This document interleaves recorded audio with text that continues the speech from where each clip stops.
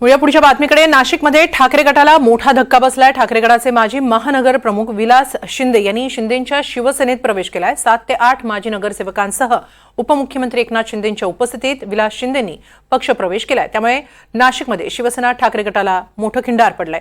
यापूर्वीच सुधाकर बडगुजर, माजी मंत्री बबन घोलप, माजी महापौर नैना घोलप, माजी महापौर अशोक मुर्तडक यांनीही भाजपमध्ये प्रवेश केला। आम्ही एकही माणूस हा इतर पक्षातून आलेला नाही। आमच्या रक्तात शिवसेना आहे।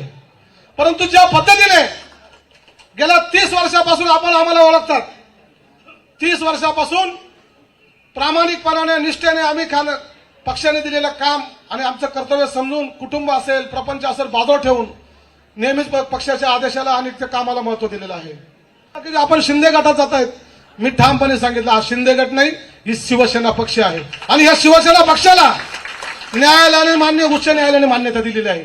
आणि त्याच्याही पलीकडे जाऊन साहेब 40 आमदार घेऊन जरी बाहेर निघाले असतील, परंतु साहेब जनतेने सुद्धा आपल्याला स्वीकारलंय, आपल्याला 60 आमदार म्हणून त्या ठिकाणी परत पाठवलेला आहे।